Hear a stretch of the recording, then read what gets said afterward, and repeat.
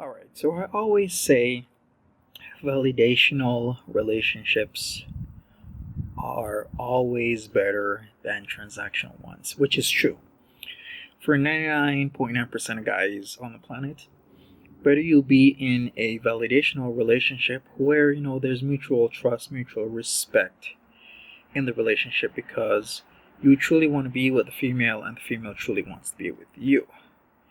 The 0.01 or 0.0001% where a transactional relationship is good is when you have the means. Not just when you're rich. Yeah, rich is good.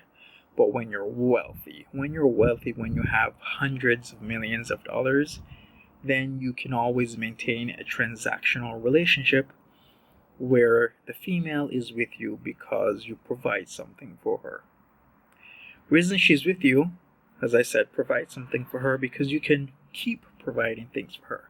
If you have $200 million, $400 million, you can pretty much do anything. You can fly her anywhere you want. You could have a private jet, private yacht, never have to drive. You get chauffeurs all around the world. You have different villas around the world, different mansions around the world, different cottages around the world. Pretty much the world's your oyster. You can maintain that transaction of always dining at the fanciest restaurants, having maids, having hundreds of thousands of dollars of new clothing each year, having the most luxurious, most expensive cars because you have $500 million, $400 million. Just for example, Kim.com, his ex-wife was with him when she was his wife because of a transactional relationship. He could maintain that transactional relationship because he was wealthy. He had owned a really lucrative website. He still owns a few websites, but at that point it was really lucrative, and she was with him because she was a very attractive woman, still is attractive, but Kim was a really big guy, but he could maintain that form of relationship where I'm sure she loves him, but not in the sense of how you would love someone if you fell in love with them in a regular relationship where there's validation or things are going great.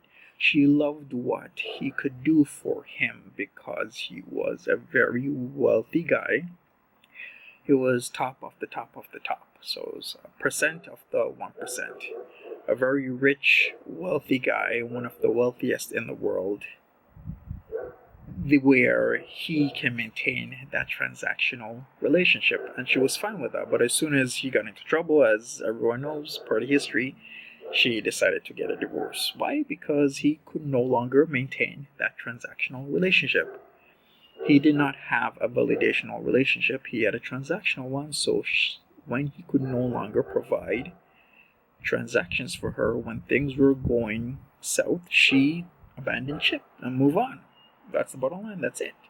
So unless you're super wealthy, then I don't know what you're doing here, listening to me.